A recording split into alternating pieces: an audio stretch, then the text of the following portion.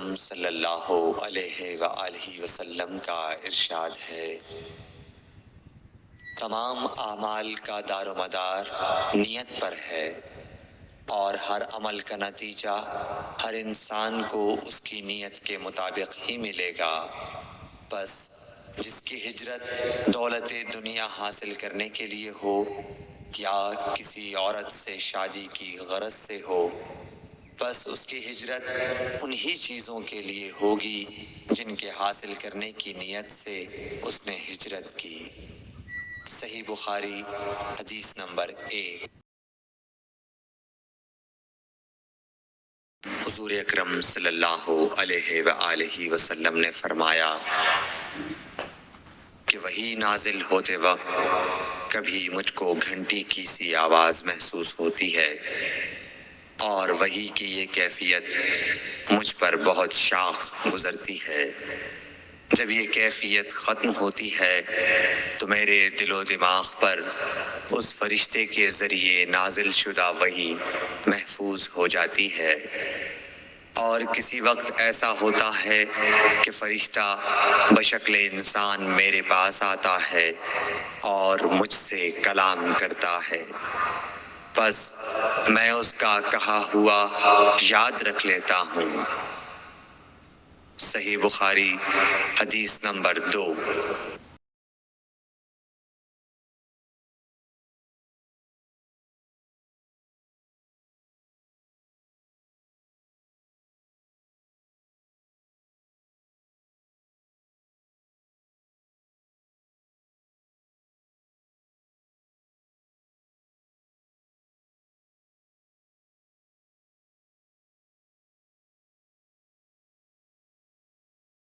حضرت صلی اللہ علیہ وآلہ وسلم پر وحی کا ابتدائی دور اچھے سچے پاکیزہ خوابوں سے شروع ہوا۔ آپ خواب میں جو کچھ دیکھتے وہ صبح کی روشنی کی طرح صحیح اور سچا ثابت ہوتا۔ پھر من جانب قدرت آپ تنہائی پسند ہو گئے، اور آپ نے غار حرا میں خلوت نشینی اختیار فرمائی، اور کئی دن اور رات وہاں مسلسل عبادت اور یاد الہی و ذکر میں مشغول رہنے لگے۔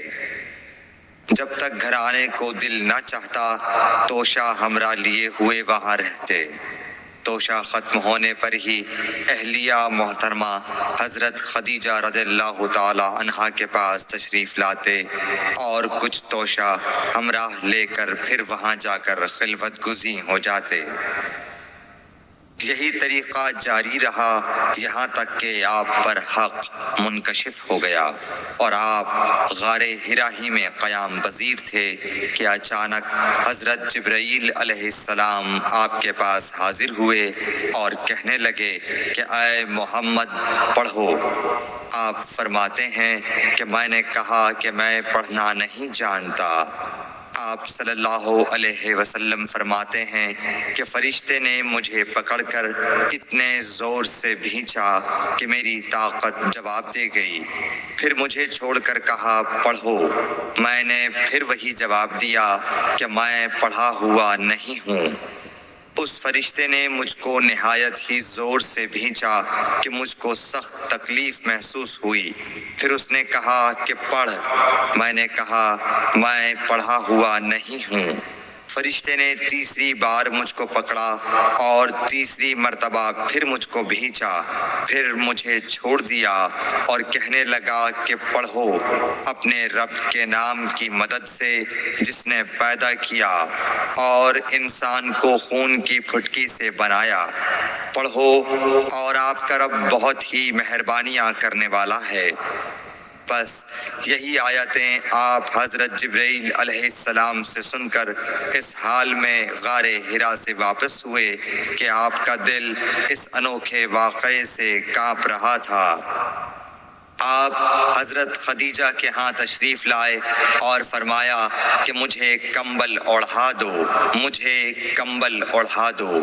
لوگوں نے آپ کو کمبل اوڑھا دیا۔ جب آپ کا ڈر جاتا رہا تو آپ نے اپنی زوجہ محترمہ حضرت خدیجہ رضی اللہ تعالی عنہا کو تفصیل کے ساتھ یہ واقعہ سنایا اور فرمانے لگے کہ مجھ کو اب اپنی جان کا خوف ہو گیا ہے۔ آپ کی اہلیہ محترمہ حضرت خدیجہ رضی اللہ تعالی عنہا نے آپ کی ڈھارس بندھائی اور کہا کہ آپ کا خیال صحیح نہیں ہے۔ اللہ کی قسم، آپ کو اللہ کبھی رسوا نہیں کرے گا۔ آپ تو اخلاق فاضلہ کے مالک ہیں، آپ تو کنبہ پرور ہیں، بے کسوں کا بوجھ اپنے سر پر رکھتے ہیں، مفلسوں کے لیے آپ کماتے ہیں، مہمان نوازی میں آپ بے مثال ہیں اور مشکل وقت میں آپ امر حق کا ساتھ دیتے ہیں۔ ایسے اوصاف حسنہ والا انسان یوں بے وقت ذلت و خواری کی موت نہیں پا سکتا۔ پھر مزید تسلی کے لیے حضرت خدیجہ رضی اللہ تعالی عنہا آپ کو ورقہ بن نوفل کے پاس لے گئیں، جو ان کے چچا زاد بھائی تھے اور زمانہ جاہلیت میں نصرانی مذہب اختیار کر چکے تھے اور عبرانی زبان کے کاتب تھے۔ چنانچہ انجیل کو بھی حسب منشائے خداوندی عبرانی زبان میں لکھا کرتے تھے۔ انجیل سریانی زبان میں نازل ہوئی تھی، پھر اس کا ترجمہ عبرانی زبان میں ہوا۔ ورقہ اسی کو لکھتے تھے۔ وہ بہت بوڑھے ہو گئے تھے، یہاں تک کہ ان کی بینائی بھی رخصت ہو چکی تھی۔ حضرت خدیجہ رضی اللہ تعالی عنہا نے ان کے سامنے آپ کے حالات بیان کیے اور کہا کہ اے چچا زاد بھائی، اپنے بھتیجے محمد صلی اللہ علیہ وسلم کی زبانی ذرا ان کی کیفیت سن لیجئے۔ وہ بولے کہ بھتیجے، آپ نے جو کچھ دیکھا ہے اس کی تفصیل سناؤ۔ چنانچہ آپ صلی اللہ علیہ وآلہ وسلم نے از اول تا آخر پورا واقعہ سنایا، جسے سن کر ورقہ بے اختیار ہو کر بول اٹھے کہ یہ تو وہی ناموس معزز رازدان فرشتہ ہے جسے اللہ نے حضرت موسیٰ علیہ السلام پر وحی دے کر بھیجا تھا۔ کاش میں آپ کے اس عہد نبوت کے شروع ہونے پر جوان عمر ہوتا، کاش میں اس وقت تک زندہ رہتا جبکہ آپ کی قوم آپ کو اس شہر سے نکال دے گی۔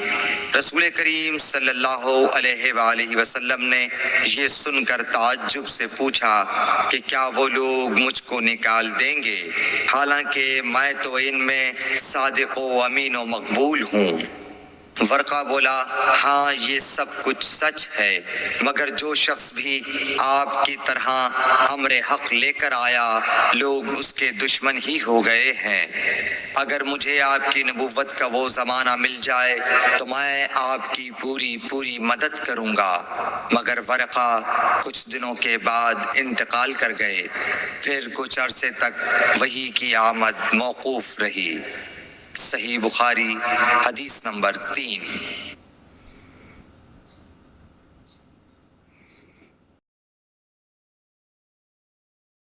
حضور اکرم صلی اللہ علیہ وآلہ وسلم نے وحی کے رک جانے کے زمانے کے حالات بیان فرماتے ہوئے کہا کہ ایک روز میں چلا جا رہا تھا کہ اچانک میں نے آسمان کی طرف ایک آواز سنی اور میں نے اپنا سر آسمان کی طرف اٹھایا۔ کیا دیکھتا ہوں کہ وہی فرشتہ جو میرے پاس غار حرا میں آیا تھا وہ آسمان و زمین کے بیچ میں ایک کرسی پر بیٹھا ہوا ہے۔ میں اس سے ڈر گیا اور گھر آنے پر میں نے پھر کمبل اوڑھنے کی خواہش ظاہر کی۔ اس وقت اللہ پاک کی طرف سے یہ آیات نازل ہوئیں، اے لحاف اوڑھ کر لیٹنے والے، اٹھ کھڑا ہو اور لوگوں کو عذاب الہی سے ڈرا اور اپنے رب کی بڑائی بیان کر اور اپنے کپڑوں کو پاک صاف رکھ اور گندگی سے دور رہ۔ اس کے بعد وہی تیزی کے ساتھ پے در پے آنے لگی۔ صحیح بخاری حدیث نمبر 4۔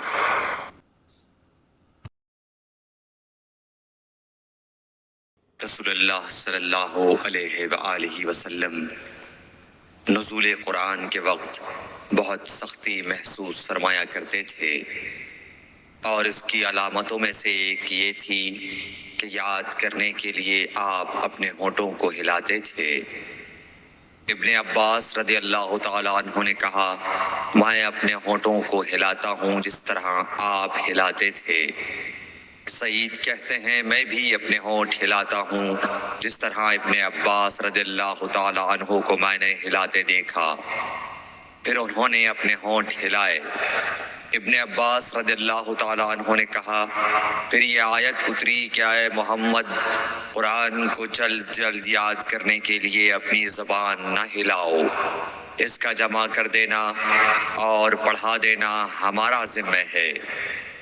حضرت ابن عباس رضی اللہ تعالیٰ عنہ کہتے ہیں، یعنی قرآن آپ صلی اللہ علیہ وآلہ وسلم کے دل میں جمع دینا اور پڑھا دینا ہمارے ذمہ ہے۔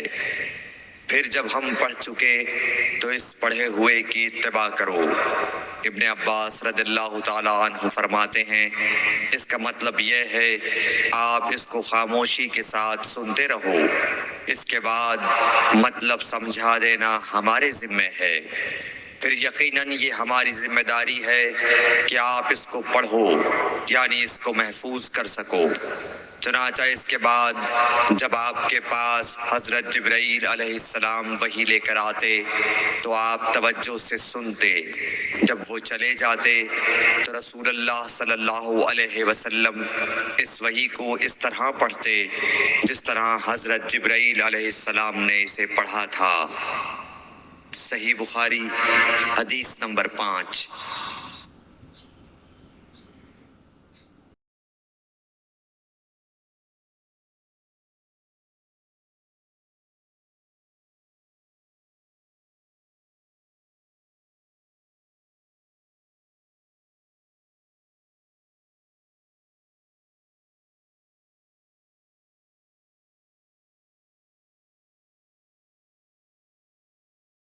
رسول اللہ صلی اللہ علیہ وآلہ وسلم سب لوگوں سے زیادہ جواد سخی تھے، اور رمضان میں دوسرے اوقات کے مقابلے میں جب جبرائیل علیہ السلام آپ صلی اللہ علیہ وآلہ وسلم سے ملتے بہت ہی زیادہ جود و کرم فرماتے۔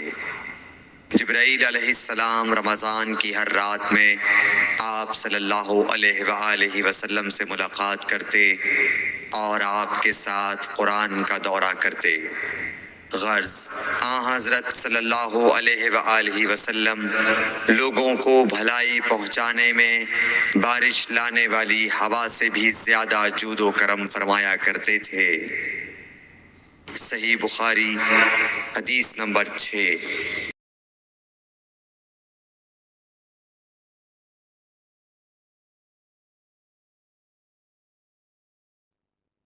ہرقل شاہ روم نے قریش کے قافلے میں ایک آدمی بلانے کو بھیجا، اور اس وقت یہ لوگ تجارت کے لیے ملک شام گئے ہوئے تھے، اور یہ وہ زمانہ تھا جب رسول اللہ صلی اللہ علیہ وسلم نے قریش اور ابو سفیان سے ایک وقتی عہد کیا ہوا تھا۔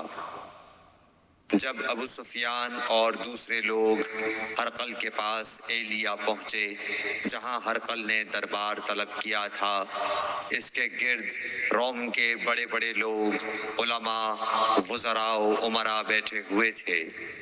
ہرقل نے ان کو اور اپنے ترجمان کو بلوایا، پھر ان سے پوچھا کہ تم میں سے کون شخص مدعی رسالت کا زیادہ قریبی عزیز ہے؟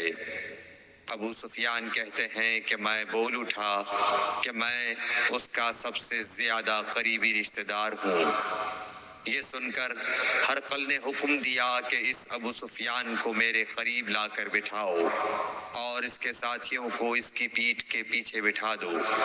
پھر اپنے ترجمان سے کہا کہ ان لوگوں سے کہہ دو کہ میں ابو سفیان سے اس شخص یعنی محمد صلی اللہ علیہ وسلم کے حالات پوچھتا ہوں۔ اگر یہ مجھ سے کسی بات میں جھوٹ بول دے تو تم اس کا جھوٹ ظاہر کر دینا۔ ابو سفیان کا قول ہے کہ خدا کی قسم اگر مجھے یہ غیرت نہ آتی کہ یہ لوگ مجھ کو جھٹلائیں گے تو میں آپ صلی اللہ علیہ وسلم کی نسبت ضرور غلط گوئی سے کام لیتا۔ خیر، پہلی بات جو ہرقل نے مجھ سے پوچھی وہ یہ کہ اس شخص کا خاندان تم لوگوں میں کیسا ہے؟ میں نے کہا وہ تو بڑے اونچے عالی نسب والے ہیں۔ کہنے لگا اس سے پہلے بھی کسی نے تم لوگوں میں ایسی بات کہی تھی؟ میں نے کہا نہیں۔ کہنے لگا اچھا اس کے بڑوں میں کوئی بادشاہ ہوا ہے؟ میں نے کہا نہیں۔ پھر اس نے کہا بڑے لوگوں نے اس کی پیروی اختیار کی ہے یا کمزوروں نے؟ میں نے کہا نہیں، کمزوروں نے۔ پھر کہنے لگا اس کے تابعدار روز بڑھتے جاتے ہیں یا کوئی ساتھی پھر بھی جاتا ہے؟ میں نے کہا نہیں۔ کہنے لگا کیا اپنے اس دعویٰ نبوت سے پہلے کبھی کسی بھی موقع پر اس نے جھوٹ بولا ہے؟ میں نے کہا نہیں۔ اور اب ہماری اس سے صلح کی ایک مقررہ مدت ٹھہری ہوئی ہے، معلوم نہیں وہ اس میں کیا کرنے والا ہے۔ ابو سفیان کہتے ہیں میں اس بات کے سوا اور کوئی جھوٹ اس گفتگو میں شامل نہ کر سکا۔ ہرقل نے کہا کیا تمہاری اس سے کبھی لڑائی بھی ہوئی ہے؟ ہم نے کہا کہ ہاں۔ بولا پھر تمہاری اور اس کی جنگ کا کیا حال ہوتا ہے؟ میں نے کہا لڑائی ڈول کی طرح ہے، کبھی وہ ہم سے میدان جنگ جیت لیتے ہیں اور کبھی ہم ان سے جیت لیتے ہیں۔ ہرقل نے پوچھا وہ تمہیں کس بات کا حکم دیتا ہے؟ میں نے کہا وہ کہتا ہے کہ صرف ایک اللہ ہی کی عبادت کرو، اس کا کسی کو شریک نہ بناؤ اور اپنے باپ دادا کی شرک کی باتیں چھوڑ دو، اور ہمیں نماز پڑھنے، سچ بولنے، پرہیزگاری اور صلہ رحمی کا حکم دیتا ہے۔ یہ سب سن کر پھر ہرقل نے اپنے ترجمان سے کہا کہ ابو سفیان سے کہہ دے کہ میں نے تم سے اس کا نسب پوچھا تو تم نے کہا کہ وہ ہم سے عالی نسب ہے، اور پیغمبر اپنی قوم میں عالی نسب ہی بھیجے جایا کرتے ہیں۔ میں نے تم سے پوچھا کہ دعویٰ نبوت کی یہ بات تمہارے اندر اس سے پہلے کسی اور نے بھی کہی تھی؟ تو تم نے جواب دیا کہ نہیں۔ تب میں نے اپنے دل میں کہا کہ اگر یہ بات اس سے پہلے کسی اور نے کہی ہوتی تو میں سمجھتا کہ اس شخص نے بھی اسی بات کی تقلید کی ہے جو پہلے کہی جا چکی ہے۔ میں نے تم سے پوچھا کہ اس کے بڑوں میں کوئی بادشاہ بھی گزرا ہے تو تم نے کہا کہ نہیں۔ تو میں نے دل میں کہا کہ ان کے بزرگوں میں سے کوئی بادشاہ ہوا ہوگا تو کہہ دوں گا کہ وہ شخص اس بہانے اپنے آباء و اجداد کی بادشاہت اور ان کا ملک دوبارہ حاصل کرنا چاہتا ہے۔ اور میں نے تم سے پوچھا کہ اس بات کے کہنے یعنی پیغمبری کا دعویٰ کرنے سے پہلے تم نے کبھی اس کو دروغ گوئی کا الزام لگایا ہے؟ تم نے کہا کہ نہیں۔ تو میں نے سمجھ لیا کہ جو شخص آدمیوں کے ساتھ دروغ گوئی سے بچے وہ اللہ کے بارے میں کیسے جھوٹی بات کہہ سکتا ہے۔ اور میں نے تم سے پوچھا کہ بڑے لوگ اس کے پیرو ہوتے ہیں یا کمزور آدمی؟ تم نے کہا کمزوروں نے اس کی اتباع کی ہے۔ تو دراصل یہی لوگ پیغمبروں کے متبعین ہوتے ہیں۔ اور میں نے تم سے پوچھا کہ اس کے ساتھی بڑھ رہے ہیں یا کم ہو رہے ہیں؟ تم نے کہا کہ وہ بڑھ رہے ہیں، اور ایمان کی کیفیت یہی ہوتی ہے حتیٰ کہ وہ کامل ہو جاتا ہے۔ اور میں نے تم سے پوچھا کہ آیا کوئی شخص اس کے دین سے ناخوش ہو کر مرتد بھی ہو جاتا ہے؟ تم نے کہا نہیں۔ تو ایمان کی خاصیت بھی یہی ہے، جن کے دلوں میں اس کی مسرت رچ بس جائے وہ اس سے لوٹا نہیں کرتے۔ اور میں نے تم سے پوچھا کہ آیا وہ کبھی عہد شکنی کرتے ہیں؟ تم نے کہا نہیں۔ پیغمبروں کا یہی حال ہوتا ہے، وہ عہد کی خلاف ورزی نہیں کرتے۔ اور میں نے تم سے کہا کہ وہ تم سے کس چیز کے لیے کہتے ہیں؟ تم نے کہا کہ وہ ہمیں حکم دیتے ہیں کہ اللہ کی عبادت کرو، اس کے ساتھ کسی کو شریک نہ ٹھہراؤ، اور تمہیں بتوں کی پرستش سے روکتے ہیں، سچ بولنے اور پرہیزگاری کا حکم دیتے ہیں۔ لہٰذا اگر یہ باتیں جو تم کہہ رہے ہو سچ ہیں تو ان قریب وہ اس جگہ کا مالک ہو جائے گا کہ جہاں میرے یہ دونوں پاؤں ہیں۔ مجھے معلوم تھا کہ وہ پیغمبر آنے والا ہے، مگر مجھے یہ معلوم نہیں تھا کہ وہ تمہارے اندر ہوگا۔ اگر میں جانتا کہ اس تک پہنچ سکوں گا تو اس سے ملنے کے لیے ہر تکلیف گوارا کرتا۔ اگر میں اس کے پاس ہوتا تو اس کے پاؤں دھوتا۔ ہرقل نے رسول اللہ صلی اللہ علیہ وسلم کا وہ خط منگایا جو آپ نے وحیہ کلبی رضی اللہ تعالیٰ عنہ کے ذریعے حاکم بصرہ کے پاس بھیجا تھا، اور اس نے وہ ہرقل کے پاس بھیج دیا تھا۔ پھر اس کو پڑھا تو اس میں لکھا تھا، اللہ کے نام کے ساتھ جو نہایت مہربان اور رحم والا ہے۔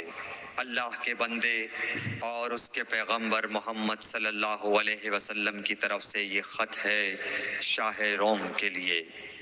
اس شخص پر سلام ہو جو ہدایت کی پیروی کرے۔ اس کے بعد میں آپ کے سامنے دعوت اسلام پیش کرتا ہوں۔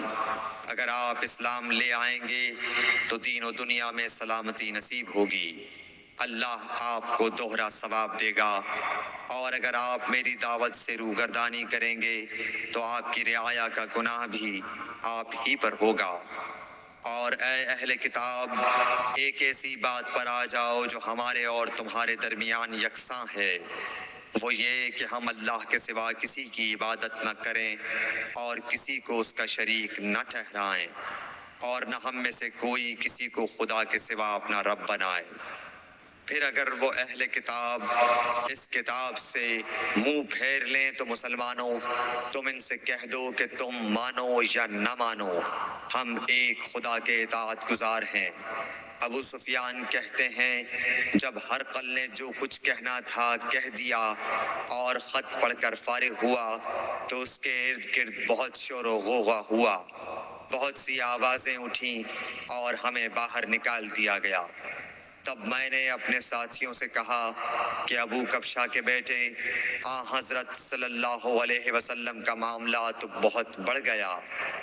دیکھو تو اس سے بنی اصفر روم کا بادشاہ بھی ڈرتا ہے۔ مجھے اس وقت سے اس بات کا یقین ہو گیا کہ حضور صلی اللہ علیہ وسلم ان قریب غالب ہو کر رہیں گے، حتیٰ کہ اللہ نے مجھے مسلمان کر دیا۔ راوی کا بیان ہے کہ ابن ناطور ایلیا کا حاکم ہرقل کا مصاحب اور شام کے نصارہ کا لاٹ پادری بیان کرتا تھا کہ ہرقل جب ایلیا آیا ایک دن صبح کو پریشان اٹھا تو اس کے درباریوں نے دریافت کیا کہ آج ہم آپ کی حالت بدلی ہوئی پاتے ہیں، کیا وجہ ہے؟ ابن ناطور کا بیان ہے کہ ہرقل نجومی تھا، علم نجوم میں وہ پوری مہارت رکھتا تھا۔ اس نے اپنے ہم نشینوں کو بتایا کہ میں نے آج رات ستاروں پر نظر ڈالی تو دیکھا کہ ختنہ کرنے والوں کا بادشاہ ہمارے ملک پر غالب آ گیا ہے۔ بھلا اس زمانے میں کون لوگ ختنہ کرتے ہیں؟ انہوں نے کہا کہ یہود کے سوا کوئی ختنہ نہیں کرتا، سو ان کی وجہ سے پریشان نہ ہوں۔ سلطنت کے تمام شہروں میں یہ حکم لکھ بھیجیے کہ وہاں جتنے یہودی ہوں سب قتل کر دیے جائیں۔ وہ لوگ انہی باتوں میں مشغول تھے کہ ہرقل کے پاس ایک آدمی لایا گیا جسے شاہ غسان نے بھیجا تھا۔ اس نے رسول اللہ صلی اللہ علیہ وسلم کے حالات بیان کیے۔ جب ہرقل نے سارے حالات سن لیے تو کہا کہ جا کر دیکھو وہ ختنہ کیے ہوئے ہے یا نہیں۔ انہوں نے اسے دیکھا تو بتلایا کہ وہ ختنہ کیا ہوا ہے۔ ہرقل نے جب اس شخص سے عرب کے بارے میں پوچھا تو اس نے بتلایا کہ وہ ختنہ کرتے ہیں۔ تب ہرقل نے کہا کہ یہی محمد صلی اللہ علیہ وسلم اس امت کے بادشاہ ہیں جو پیدا ہو چکے ہیں۔ پھر اس نے اپنے ایک دوست کو رومیہ خط لکھا اور وہ بھی علم نجوم میں ہرقل کی طرح ماہر تھا۔ پھر وہاں سے ہرقل حمص چلا گیا۔ ابھی حمص سے نکلا نہیں تھا کہ اس کے دوست کا خط اس کے جواب میں آ گیا۔ اس کی رائے بھی حضور صلی اللہ علیہ وسلم کے ظہور کے بارے میں ہرقل کے موافق تھی کہ محمد صلی اللہ علیہ وسلم واقعی پیغمبر ہیں۔ اس کے بعد ہرقل نے روم کے بڑے آدمیوں کو اپنے حمص کے محل میں طلب کیا اور اس کے حکم سے محل کے دروازے بند کر لیے گئے۔ پھر وہ اپنے خاص محل سے باہر آیا اور کہا، اے روم والو، کیا ہدایت اور کامیابی میں کچھ حصہ تمہارے لیے بھی ہے؟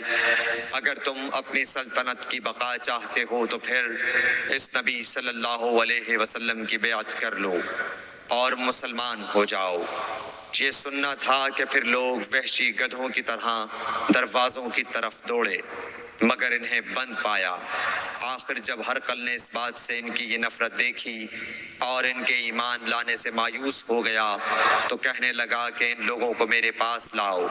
جب وہ دوبارہ آئے تو اس نے کہا، میں نے جو بات کہی تھی اس سے تمہاری دینی پختگی کی آزمائش مقصود تھی، سو وہ میں نے دیکھ لی۔ تب یہ بات سن کر وہ سب کے سب اس کے سامنے سجدے میں گر پڑے اور اس سے خوش ہو گئے۔ بالآخر ہرقل کی آخری حالت یہی رہی۔ صحیح بخاری حدیث نمبر 7۔